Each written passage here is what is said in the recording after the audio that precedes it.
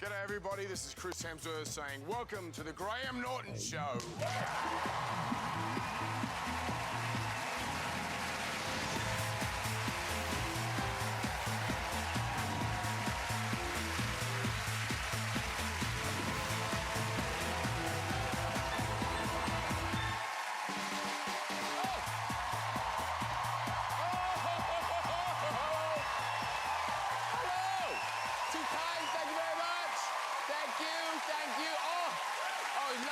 Thank you very much. Good evening. You're all very welcome. Great show for you tonight. I tell you, there'll be more people on my sofa than there are in the Tory leadership campaign. It's kicking off, isn't it? As I speak, 11 people vying for Tory leadership. Here they are. Honestly, looks like Tory Tinder, doesn't it? I like long walks and really hard Brexits. The bookie favourite is currently this man. It's Boris. I know. Apparently he's lost weight for the leadership campaign. I'm not sure how much, but according to Boris, it's £350 million every week. Yeah. Really slimming. Yeah. Yes? One Tory MP whose name definitely isn't on the list is this one. Yeah, I tell you, her tears dried quickly, didn't they? How happy did she look at the summit in Brussels? No more Brexit. Take that, suckers. Although Theresa will stay on until June the 7th, which means she'll still be Prime Minister during Donald Trump's UK visit. What was she thinking? Wipe the smile off her face. Donald will be with us next week. He's just been visiting Japan, where he was greeted by sumo wrestlers. Quite an unusual way. Do you think they misheard when somebody shouted Trump? I have to say, those costumes, quite revealing. In fact, if we zoom in, I think we can actually see an arsehole. That's it, we're good. Let's get some guests on! Later we'll be chatting to the Queen of Latin Pop, Gloria, Estefan! And we'll have chart-topping music from Jonas Brothers! Yeah! But first, this Welsh actor and activist is one of our greatest stars of stage and screen. Now he's in the Terry Pratchett fantasy Good Omens. It's Michael Sheen! That's Michael Sheen! Hello, this thing. I keep you here. It's been a while. Haven't seen you. Starring with Michael in Good Omens, one of our finest Scottish actors who went from Doctor Who to D.I. Hardy in Broadchurch. Always a pleasure to welcome David Tennant!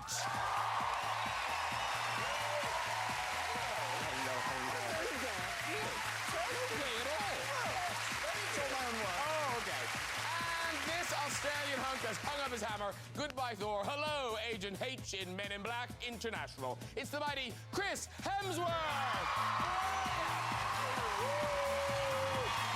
Hello, sir. Good to see you. Good to see you. There he goes. Woo! Yay! Hello, gentlemen. Hello. Welcome. No, it's like a bad joke. Welshman, a Scotsman, and an Australian walk into a bar. It's all, yeah, it's all good. So everyone well? Very good. Yes, yes. Everyone looks... You do all look remarkably well. Look at this collection of beards. Yeah, it is. Yeah. A designer stubbly kind of beard. Even you've got a little you know, but also, I'm... David Tennant, your beard can't be that not grey. Why ever not? That is the most uniformly beautiful dark beard I've ever seen. Why, thank you. Has it been enhanced? All right, steady on. I've only just sat down. Just backstage, I didn't notice. But when you walked out, I went, wow, that beard is uniformly dark. Beautiful, beautiful. Thanks, yes. thanks. Now, Michael, I saw you on telly recently, and you were doing, you know, a thing that a lot of actors do, the vocal warm-ups. But yours had a particularly Welsh slant. Right. Your vocal warm-up. Yes. Well, I always used to do vocal warm-ups when I was doing a play and when I was in youth theatre and that kind of stuff. So it's sort of embedded in my Welshness. And I made one up recently, which I thought was... which made me laugh, which was, in Aberystwyth, there is a locksmith. His name is Dysmith. It's quite good, isn't it? Very good. I like that. Yeah. But then, the biggest one, which no one else can do, is that very long place name in Wales. Well, you say no one else can do it. No, there's no way. There's no way you can know that. Clan Vaipwch, Gwyn Gic o Gerrig, Gwyn Drobo, Clanty Silio Gogogoch. Oh, my God. Thank you very much. Wowza. Thank you very much. Wow. Yeah. I mean, Michael's from Wales. Yes. He Yeah. should know. He might need a taxi one day. But why do you know that? I know that because when I was at the Royal Shakespeare Company about, I don't know, 15 years ago or something, we had a performance of The Comedy of Errors, and it was going to be interpreted for the deaf. So there was somebody at the side of the stage doing all that stuff, and we thought, how can we really wind them up? So I spent... Kill them? Wind them up? So I spent a week learning how to say Clan Vaipwch, Gwyn Gic o Gerrig, Gwyn Drobo, Clanty Silio Gogogoch. Mally Harris taught me how to say it. She was in the company with us. Wow. And in the middle of this production is this person who's studied the script for weeks, of course, to get down how to sign language an entire Shakespearean performance. We slipped that in, and then just stopped and looked round to see. But then presumably you'd no idea whether they'd done it right or not. No, I know, and she just sort of waved her hands around. It could have been anything. She got away with it. Because Australia and New Zealand, there's good place names down there. They went for it when they were naming places. They did. My brother's wife is from New Zealand. She's from a little place. And they've all turned up tonight. A place called Whakatane. Yes. No more cheers. Yeah. That's a real place. So she's a Whakatanian. Whakatanian. Whakatanian? She's an Australian, actually. Yeah. My brother. Yeah. Oh, OK. So, yeah. Now, I have to say, congratulations to you, because since you were last here, Avengers Endgame has gone on to be one of the most successful films of all time in the world ever. Yeah. I mean, that must be a great feeling, to go out on that high. It's incredible, yeah. We talked about it, what, 3 weeks ago, 4 weeks ago? Something like that. I've been in the dressing room. I know. I felt like, did you just wait? I've never left. Let me back in, let me back in. Oh, the waiting time in that cab is going to be expensive. But we weren't able to talk about it then, but now we can talk about poor old Thor in that film. He did eat his feelings. He definitely ate his way through his emotions, yeah. He did. We've got some pictures. There you are, eating your feelings. That's it. But now, you didn't do that. Oh, no, that was my full Raging Bull Oscar attempt. Look, so this is a fat suit. It's the most remarkable thing. It's so good. It's a prosthetic latex kind of thing, which literally I would slip into. It weighed about 60, 70 pounds, was that 30, 40 kilograms, with a zip up the back. And they're taking photos of my body, and then every little sort of the hair or freckle or whatever the hell that was on that thing. That's my body in like 6 months' time. After this. And Thor was depressed, but was it depressing for you walking around like that? No, it was so much fun. It was cool. Did people treat you differently? As in ignore you? Yeah, every time I stepped toward the catering truck, they were like, no. Not enough, big guy. On the treadmill. We were doing an interview yesterday, and the journalist for Good Omens, and the journalist asked me, "Were you wearing a fat suit for it?" And I'm not. This doesn't zip up. Didn't she? She did, I'm afraid. She didn't really recover from that moment. No. The interview never went south quite quickly. And did you get the pregnant lady thing, where people just want to touch your stomach? You got a lot of cuddles. And a lot... My wife, she's had 3 kids. And often, the pregnant lady, they get the belly rub in the supermarket. And Robert Downey gave me a fair share of belly rubs. Everyone just wanted to cuddle me. I felt like Santa Claus, Yeah. A few sort of Avengers on my lap from time to time. It's kind of weird. So. Oh, dear. Right, we start tonight with Men in Black International.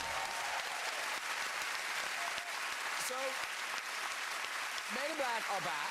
But now, this is a thing, we've had prequels, we've had sequels. This is a thing I hadn't heard. This is a sidequel. A sidequel? Yeah, it's an extension. The Will Smith, Tommy Lee Jones, what they set up.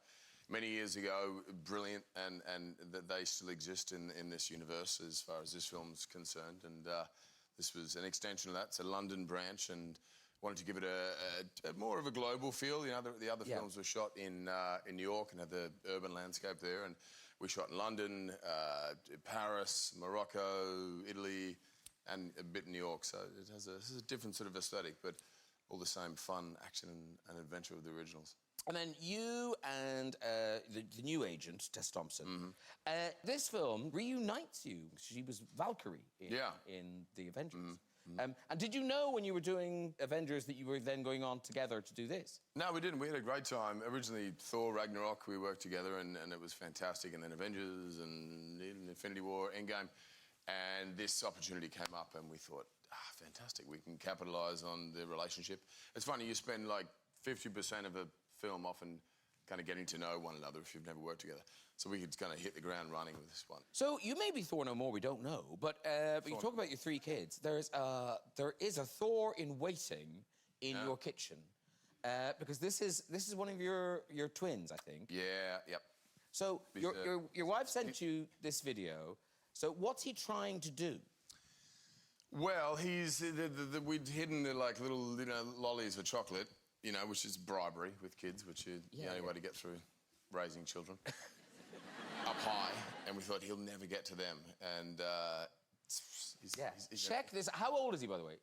He was about 3 at the time. He's in nutcase. So this is a 3-year-old. And you think you leave a 3-year-old alone in your kitchen? Yeah. Look at his hair too. Wow. Look at him go. Look at him. He's like... I'm like, that's a slippery fridge. Yeah. Look at him.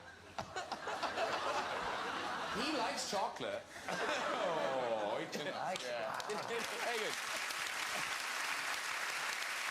He's a kind of...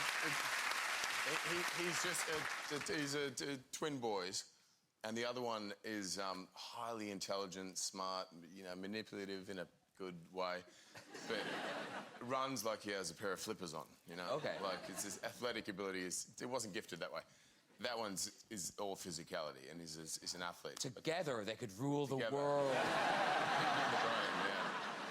Now, David Tennant, you will see Chris's 3 children and raise him. Sure. What, you're about to go to number 5? We're about to go to number 5. Yeah. Wow. Yeah. Thank you. People applauding you. Well done. Great effort. Great effort. Thank you. Yeah, it's very good. Very exciting. It's quite a spread that we have 17 at one end, so there'll be 17 years between them. Yeah. Wow. But Ty, the 17-year-old, is giving you advice. Yes, that's the slightly weird bit about having children with that big a gap, that at 17 he's going, what, you're having another one? Really? Listen, it's quite odd when you're in the position where your 17-year-old is giving you a lecture on birth control. Very much, I'm sure it's meant to be the other way around. But also, your daughter, I think your daughter drew a picture of Daddy. Yes. Yes, my daughter went to nursery school and they said, draw a picture of your parents, and she drew this picture and said, this is my daddy. This is your daughter's interpretation of Daddy. Presumably social services came round quite soon after this.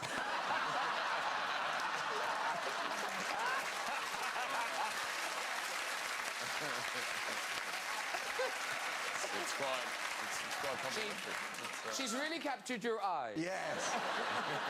She has a great eye for scale. And the sun. You look very happy about it. Wow.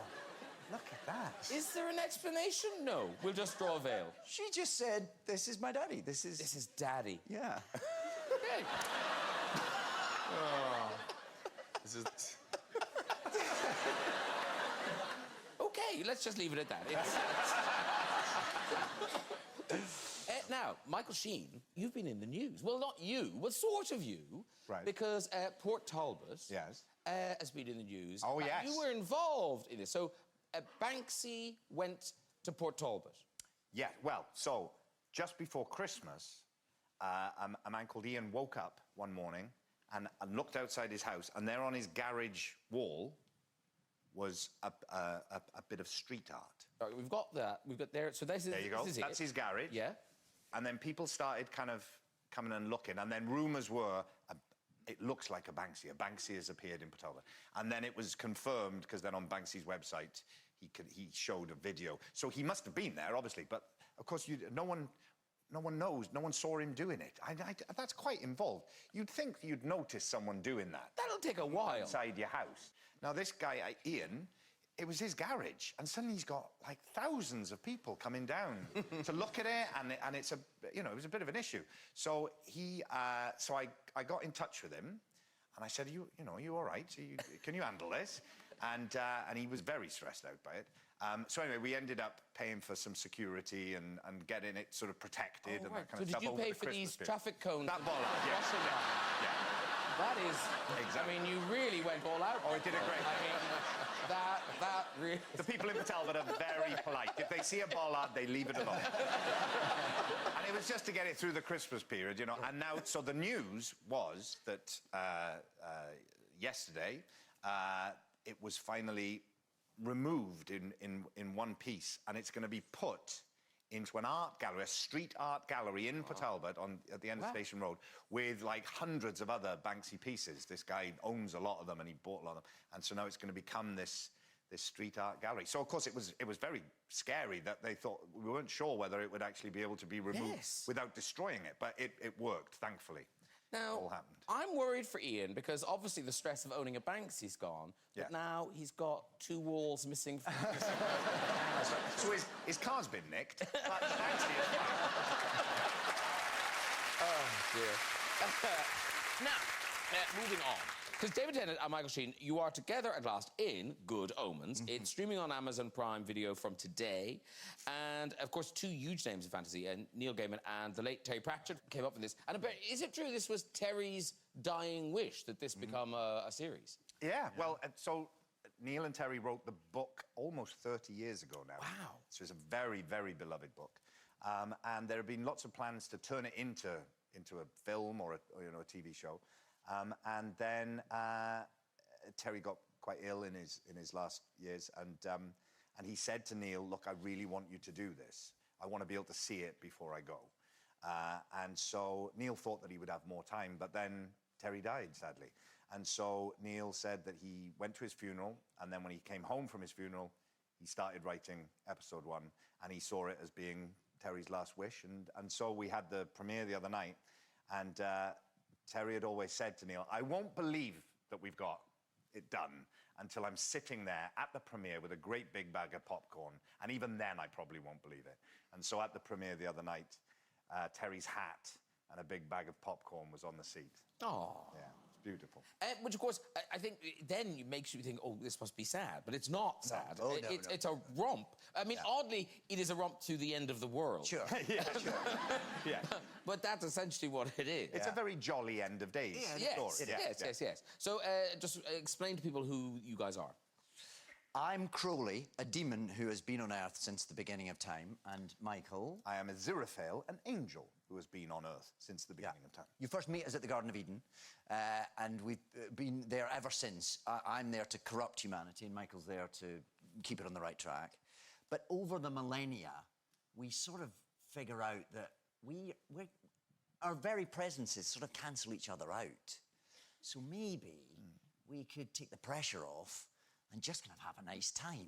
Why should both of us travel to the same place, one to try and corrupt someone and the other to try and save them, when just one could go and do a bit of both? Yeah. Yes. Saves the time. So we fall in love with the mortal world. We kind of eschew our respective head offices and are having quite a nice time until I'm charged with delivering the Antichrist, which will trigger the end of days, apocalypse, no more nice glasses of wine, no more nice dinners. So we decide to stop the apocalypse. Yeah. Angel and demon team up to stop the apocalypse. Yeah. Simple Well, as I'll tell you what, the clip is kind of that. It's David's character trying to get you on board with the idea of cooperating. Was that you driving? I don't think that was me driving, no. I think that was slightly augmented, wasn't it? Yeah. And what's it like now? Because, you know, this book, I mean, as you say, people I love this book. Oh, yeah. So, are you nervous, or are you just kind of stepping away and kind of going, we're just in it, there you go? Oh, and of course you're nervous, yeah. Because people have loved this book for 30 years. They've got ideas of what these characters are. So it's wonderful to be in the middle of something so beloved, but it's also... Yeah. It's like getting cast as the god of thunder. If you weren't such a human god, we might have all been disappointed, but that's perfect casting. So you kind of think, will we, you know, it's like that. It's a similar situation. It's the sort of thing that people come up to you and go, I have every word of the book tattooed all over my body. Yeah. It's like people are connected to Yes. this. Because actually, you mentioned the Marvel thing. Did you like the films, or was you love the I comics? grew up loving Marvel Comics. Proper Marvel Comics nerd. So, yeah. I'd have been furious if they'd cast anyone else. I was glad you said that. Highly disappointed. Now, you would think having lots of children would keep you kind of young, tech-savvy, you know, you'd know what's going on. But David Tennant, this has not happened for you.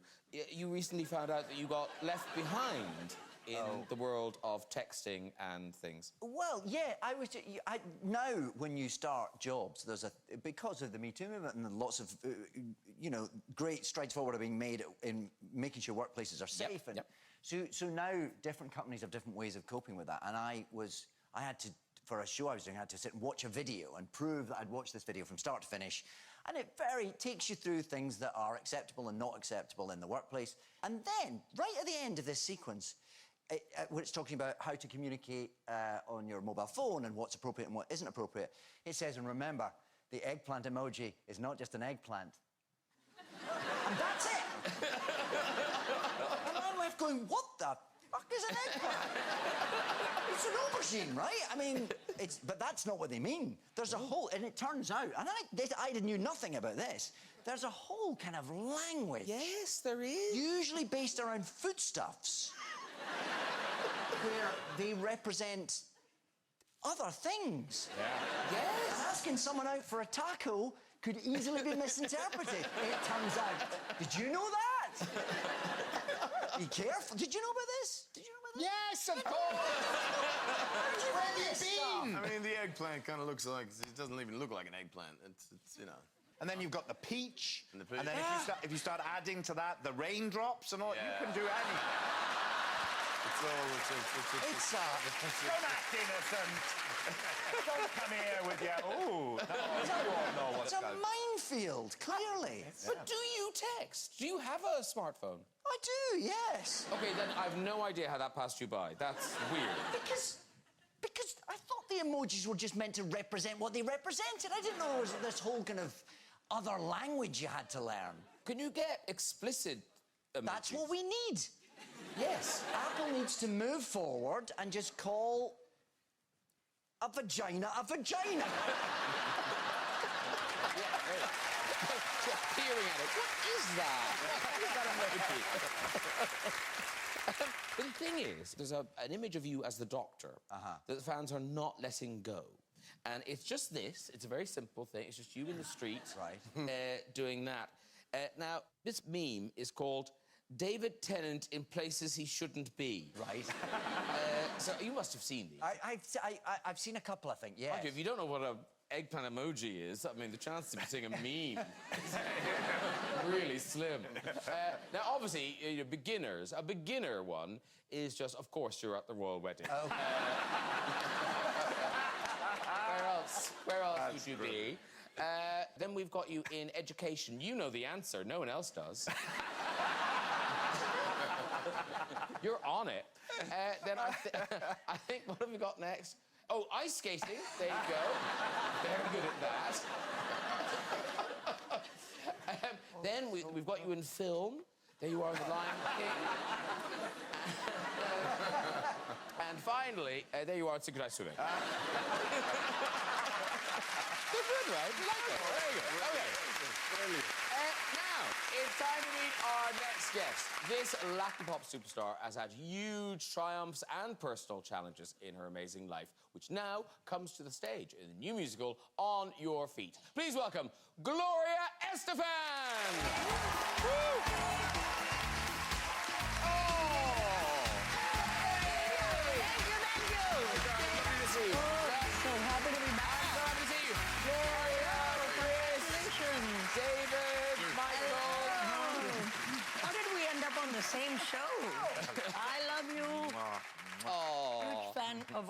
sit down. Gloria Estefan's here.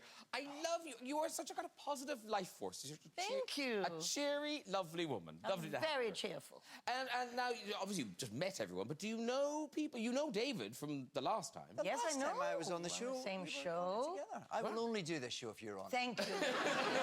I requested you personally. Thank you. Of course, I know them all. I'm a huge fan, and that character you've created for The Good Fight. Oh, my God, you're insane on that show. Thank you. I watched the show that you were on together, and I did absolutely fall in love with you. Oh, I'd always been a fan, but... You're so sweet. Well, I'm a wonderful. huge fan of them all. And of you. Yeah, whatever. Yeah, whatever. No, but Chris, you're into the Latin beats. You are. I mean, my wife is Spanish. Oh, right. And There you go. I did Dancing with the Stars in Australia. Oh, she's Spanish from Spain? Yeah, Madrid. Whoa. That sort of Spanish. Oh, yeah. The mother The tongue and original. language. Yeah. No, we've got some pictures of you. Look, there you are. That you doing your samba. Wow. This one's very impressive. The next one is really impressive. Look at that. Wow. It's an accident, whatever that happened. Yeah. Was that not meant to happen? No. You didn't drop her, did you? Backflip, and I took out to a mid. Yeah. Gloria Estefan, the moment has finally arrived. On your feet is on the stage. Yes. It's got here. I'm so excited. It's opened on Monday in Leicester at the Curve, then from the 14th of June till the 31st of August at the London Coliseum.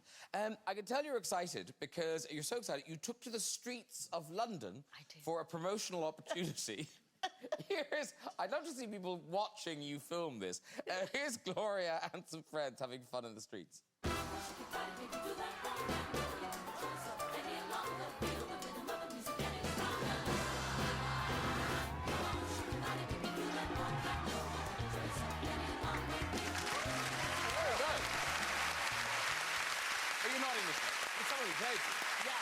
Yeah, I'm not in the show. Actually, can we just go back? 'Cause I think I noticed something in that video. Uh-oh.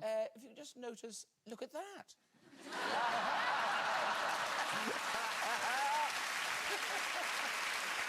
You didn't say hello. What happened? Oh, But now, here's the thing. So we know it's your life story, but what's the arc? How much of your life do we see? Just The tell people arc. what happens. 2 hours worth. 2 hours of your life in No, real time. actually, you know, I think people are going to be surprised. The main thing that I get from everyone that sees the show is they expect to go in and see the dancing, the singing, you know, conga, rhythm is going to get you, which it will, by the way. That rhythm will get you. Yeah. I think they're surprised because we take them on an emotional journey. You know, they really do see the ups and downs. And when I was going to do the show, the writer, Alex Dinelaris, who won an Oscar for Birdman, thank God we hired him before because we couldn't have afforded him.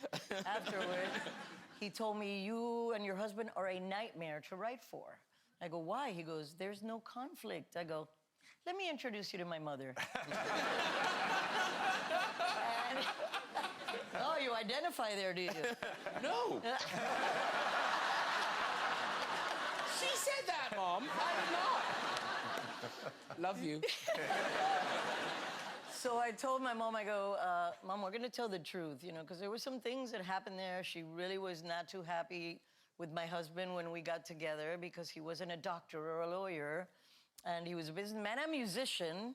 She thought he was going to take me away and, you know, break my heart or whatever. So she really tortured him for only about 12 years of our married life. And then after the accident, when she saw that he was so incredible, she thought he'd leave me for sure or something. She realized who he really is. And so you see little bits in us fighting to get the... Yeah, because this was the bus crash where you nearly lost your life. But yes. So out of that, your husband and your mother did come together. They did. I mean, he was always very respectful and lovely with her, but she wasn't having it. And then one day in the hospital when she came to see me, and by the way, she hadn't spoken to me for 2 years before that bus crash because I took my sister on the road with us. And she got upset that I had, you know, taken my sister as well. So she was a teacher, and she was in the teacher's lounge. She was the union rep and had just finished a meeting. And on the little ticker that scrolls, she sees Gloria Estefan dead in bus crash. So, like, she collapsed on the floor, and then a friend of hers said, no, that's a mistake. You know, she's alive, she's very injured, but she's okay. So she flew to Scranton, where I still was, and then later went to New York. And in the hospital, Emilia was trying to be so strong and everything, but one day she was looking for some door, and she opened the door to a closet, and he was on the floor sobbing on his knees, like in tears. And I think that just, it melted her heart, and you know, she realized that he really did love me, that it wasn't just, you know, for show. So there's a lot of really difficult things. My father, who was a political prisoner in Cuba for 2 years, and then joined the U.S. Army and got very ill from Agent Orange poisoning. So there are, we take you on an emotional ride as well as the fun. And your mom, now sadly, she didn't live to see the show, did she? Well, she didn't want to see the show because, and I didn't want to be guilty of matricide because I could kill her emotionally watching this show. But she had spies everywhere that would tell her about the show. I sat down, I played her all the music, I would show her the designs for the clothes, I would, you know, I gave her the script, she read the script, and then the first time she ever spoke to the lady that played her on Broadway, Andrea Burns, a wonderful actor, her first line was, "What are you doing with my life?" So she didn't go, but I know she's there. She's there. But your daughter posted a fabulous video of her and your mother, her granny. She became a famous rapper in her later years. So this is your mother and your daughter together. Yo sé que me extrañaron, no vayan a llorar. Pero más que rapeo, tengo que trabajar. Aquí desde mi silla arreglo 1000 problemas, llamando yo a mi yerno para que los resuelva. Gestiono por aquí, dispongo por allá. Pero a los que me llamen, muy caro pagarán. Sí. Yes. Don't worry, I make an offer they can refuse. She was rapping about how she controls the world from her little kitchen table, that's where she was, and how she does it is calling my husband, so he takes care of it for her. And then somebody called her to do something. She goes, "I'll make them an offer they can't refuse." Could you follow all the Spanish, Chris? Yeah, fluently. I can translate. Yeah. This is subtitled. Now, Gloria, every time you come, you have this thing where you take your hits and you then do kind of new lyrics. Parodies, yes. New lyrics. So apparently you've got a new one for us. Yes, and it was inspired. I wrote it today. That's very new. Yes, because they asked me for new ones and I didn't have any, and I go, you know, I know you love this. Yeah. So it was inspired because, you know, my assistant constantly puts things where I can't get to them because she says it's job security. So it inspired me to write a song for you. I've signed it and everything. I have to read it because it's too fresh. It's too fresh. I don't know it by heart. Let's play a little bit of the original. All right. Okay, so here's the original. If I could reach higher, just for one moment touch the sky. From that one moment in my life, I'm gonna be... Yes. So there's the original. Very That was beautiful. the Olympic theme song for the Atlanta Games in '96. Exactly. So this is Gloria Estefan a cappella with. Okay, so we go. Some things are hung high in my wardrobe. Those things so difficult to grab. So I'll need a ladder to climb. Being short is just a challenge of mine. But I need my gray dress so I can get to Graham Norton in time. If I could reach the top shelf, I put on high heels and I try, but that damn shelf is bloody high. I've got to be taller. Maybe some stilts will do the trick. Then I won't need that pile of bricks if I could reach. Oh! There we go. Very good. I'm giving it to you. Thank you so much. That is yours. Thank you. Thank you very much. Gloria Estefan, everybody. Thank you. Oh, lovely. Right. It is time for music. After 6 years apart, one of Pop's favourite families is back, performing the smash hit single. Have a seat, have a seat, have a seat. You got enough room. Should I just There you go. here? Well, You'll all fit on there. You can fit on there. Look at this, loads of room. Loads of room. You are there, Gloria. I'm fine. Who's manspreading? It's good, you. I'm good. It's you, Chris. Look, there you go. Look, there's loads of room there. Yeah. I'm not that big. I've Oh, got there you plenty go. of Look, space. you're great. You're great. You're great. Watch it, I'll grab on this. Thank you so much for that voice. Actually, now, Gloria, you've worked together. Yes, we were on a show together. We were. And I heard I was part of your bachelor party, too. She was somehow. indeed. We were playing Gloria's music loud on the yacht. I saw your friend dancing. He's quite something. Yeah, you know, it got us moving. Her music got us moving, and so we're gonna The have to come rhythm's see the show now. gonna get I you. think my music and maybe some. Maybe some. Yeah, cheers to that. Hello, woo. Yeah, talking of. There you go. So listen, thank you very much for that song. Straight to the top of the US charts. Did really, really well here. Thank you. And yes. It's exciting because it's on the brand new album. It's out next Friday, June the 7th. There it is. There's the album. Now, it's called Happiness Begins. Now, I don't get it. Just seeing that picture with Happiness Begins above it, it begs It questions. makes all the sense in the world. But it's a lovely picture. Thank you. Happiness begins and ends. Begins with a little dip in the pool. So, this is, I mean, it's a wonderful thing because obviously there was excitement. You know, people love Jonas Brothers. But, yes. But, We got one. yeah. But, and, you know,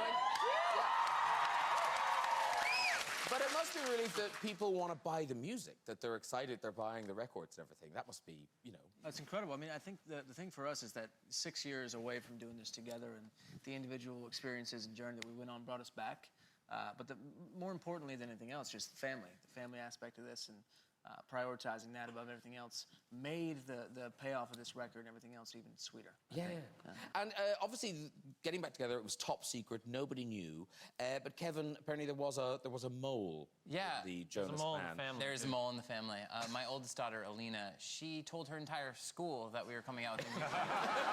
And so her teacher said, "So will she be staying with us?" And I was like, "Yeah, why? What are you talking about?" She goes, "Well, she says she's going on tour with you, and she's leaving, but I know you're not making music right now." I'm like, "What have you done, Alina? What have you done?" And then parents started bringing her Jonas Brothers gifts from years past. So I knew then she blew the secret. It was over. And you're going to the British leg starts next January in Birmingham, the 29th of January, and then you're off to London, Glasgow, Manchester, and you can pre-order from Tuesday. Next Tuesday. Yeah. They're doing it. They're doing it. That's what they're doing. Listen, thank you so much for coming to and performing all that live. Thank Good luck with the album. Good luck with the tour. Jonas Brothers, everybody. Woo! Hey! Now, that is nearly all we've got time for, but before we go, let's take a visit to the big red chair. Hello. Hello, Hi, what's your name? Sarah. Sarah. And what do you do, Sarah? I'm a midwife. A midwife. Can I get on back? What? yeah. David Tennant wants a loyalty card. I'm gonna have 6. 6 and you get a loyalty. And no, I said it's good story. Midwife will have a good story. Off you go with your story. Unfortunately, it's not about being a midwife. It implicates my boyfriend. So my boyfriend lives in Scotland, so I was over here visiting him. And it's the second time I'd met his family since we've been together. So we drove to a rural part of Scotland and we parked and jumped out of the car to go for a walk. And there was a playground there. So Sam ran to a seesaw and I went to the other side. He's a lot bigger than I am, so when he jumped on, I went up. And the first time I got a little bit of air and I pulled myself down and I laughed. And because I laughed, the next time he did it, he catapulted me into the air, like 10 to 12 feet in the air. And I landed teeth first on a metal bar, so in front of his whole family. I smashed 3 of my teeth in, and I was beside the bar and I was like, I'm fine. All of my teeth are in the wrong place, but I'm fine. I was definitely not fine. And so what a introduction. Now, Got can I just say, completely maimed. are you still with that moron? Not unfortunately, yes, I definitely am. He's the loveliest, so. And plus I've got the best, thing over him, so in years to come, I think And I'll your be new like, teeth are lovely. two of them are still dead, and there's still tooth shattered into my lip, so... You must walk. You have to walk. The mad story. Do we have one more? Yeah. One more. Okay. Here we go. Hello. Okay.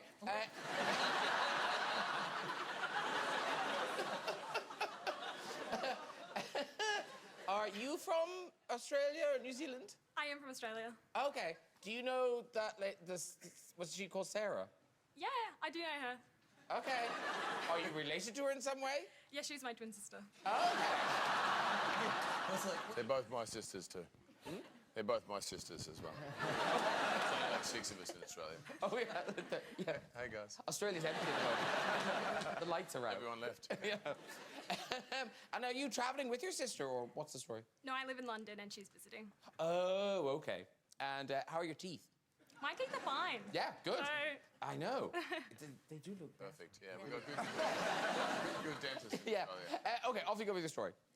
so this is a story about my cousin. So we're visiting them in Adelaide, and as we were flying, they met us at the airport to see us off. And my cousin was 4 years old, and as he was watching our plane take off, he put his hands on his hips, looked up at the sky and said, "I can't wait till I'm old enough to ride a Virgin." Yeah. All right, that really is all we've got time for. If you'd like to have a go in the red show yourself and tell your story, you can contact us via our website. Please say a huge thanks to all of our guests tonight. Jonas Brothers, Michael Sheen, David Tennant, Chris Hemsworth, and Gloria Estefan.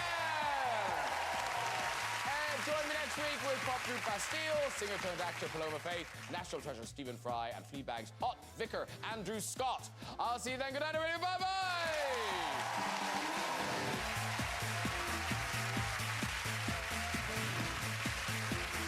Fancy a movie? See science fiction action starring